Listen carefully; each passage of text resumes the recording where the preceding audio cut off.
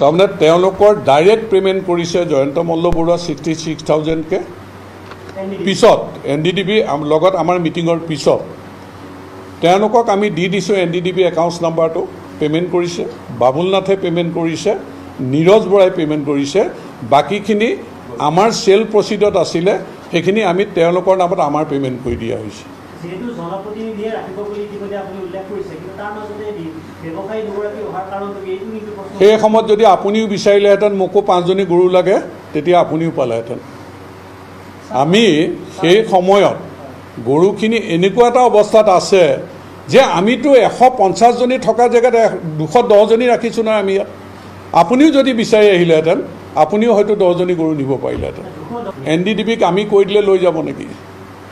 ইয়াৰ কাৰণে আপোনালোকে চাব কিমান আমাৰ চিঠি পত্ৰ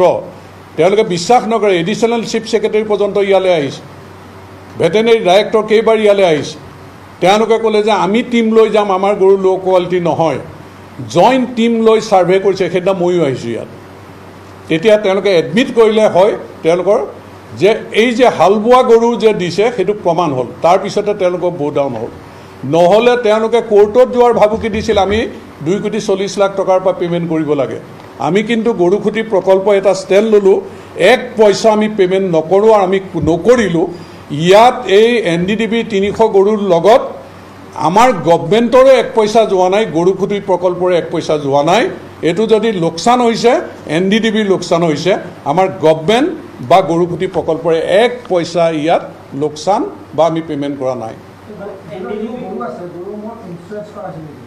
গৰুৰ ইঞ্চুৰেঞ্চৰ দায়িত্বটো আমাৰ নহয় গৰুৰ ইঞ্চুৰেঞ্চৰ তেওঁলোকে ভেকচিন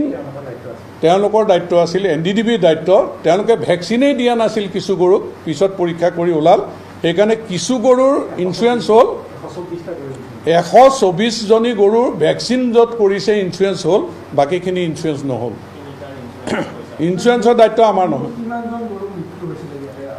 ইয়াতে 56জনী গৰু মৃত্যু হৈছে 154জনী দিয়া হ'ল নহয়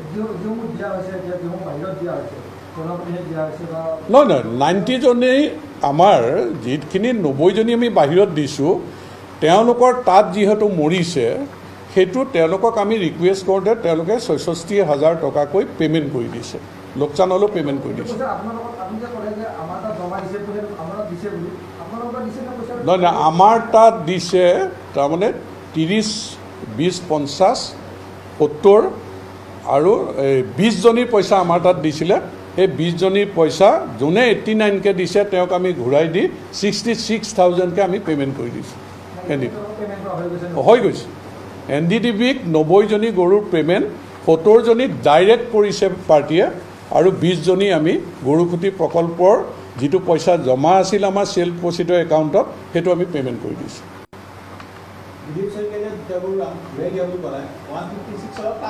তাৰমানে দিলীপ শইকীয়াই যি গৰু ঘূৰাই দিছে দিগন্ত কলিতাই 2জনী ঘূৰাই দিছে দিলীপ শইকীয়াই দিছিলে 100 টকা কি 1 লাখ টকা 1 লাখ টকা তেওঁ লৈ গৈছে আৰু দিগন্ত কলিতাই যি পইচা দিছিল সেইটো তেওঁ ঘূৰাই লৈ গৈছে সেইটো গৰু বিক্ৰী কৰি 4জনী গৰু দি দিছে সেইটো গৰুৰ ক্ষেত্ৰত আমাৰ এইটো হিচাপ আৰু এটা কথা কৈছে যে 300 গৰু আনিছিলে 0-0 হৈ গ'ল তাৰমানে মৰিলে ঘূৰাই দিলে 0-0 হৈ গ'ল এই গৰু ক'ৰ পৰা আছে এতিয়া গৰুখুটি